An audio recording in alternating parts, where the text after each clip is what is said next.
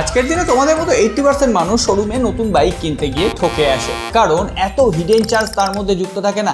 একটু কষ্ট করে ভিডিওটা দেখে নাও, আর যারা নতুন বাইক কিনবে বলে ভাবছে তাদের সাথে ভিডিওটা শেয়ার করে দাও, অন্তত 10,000 টাকা বাঁচিয়ে দেবো, এইটুকু কথা দিতে পারি। দেখো বস, শোরুম থেকে বাইক কিনতে হবে মানেই যে শোরুমের ইন্স্যুরেন্স নিতে হবে এমন কোনো মানে নেই। তুমি বাইরে থেকেও ইন্স্যুরেন্স করিয়ে নিতে পারো, তবে আমি রেকমেন্ড করবো শোরুম থেকে বাইক কিনলে ওই শোরুম থেকে অন্তত রোড ট্যাক্সটা কাটিয়ে নিও। তারপরে বাইরে কয়েকটা ইন্স্যুরেন্স কোম্পানিকে দেখে নিয়ে যেখানে কম পাবে সেখানে ইন্স্যুরেন্স করিয়ে নিতেই পারো। এমনকি ট্যালি করলে দেখবে প্রাইভেট ইন্স্যুরেন্সের থেকে গভর্নমেন্ট ইন্স্যুরেন্স কাটলে কিছুটা হলেও অন্তত সাশ্রয় হবে। বাদবাকি এখন শোরুমে তো একের পর এক ফ্যাশনেবল চার্জ যুক্ত হয়েছে। PDI charge, pre delivery inspection charge, সেটা একদম ফ্রি থাকে। লজিস্টিক চার্জ বলে একটা ধরা হয়, সেটাও সম্পূর্ণ ফ্রি থাকে।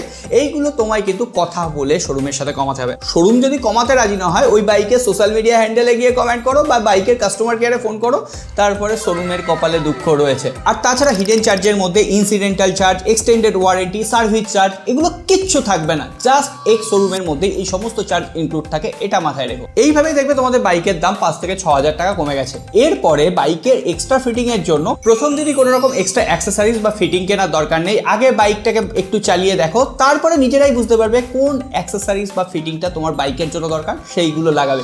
অযথা প্রথমে পয়সা নষ্ট করবে, তারপরে ওই ফিটিংটা ঘরের কোনায় পড়ে থাকবে। আর হ্যাঁ, আমরা যাতে অন্য কোনায় পড়ে না থাকি তার জন্য অবশ্যই ফলো আর সাবস্ক্রাইব করে রেখো বস, কাজে আসবে।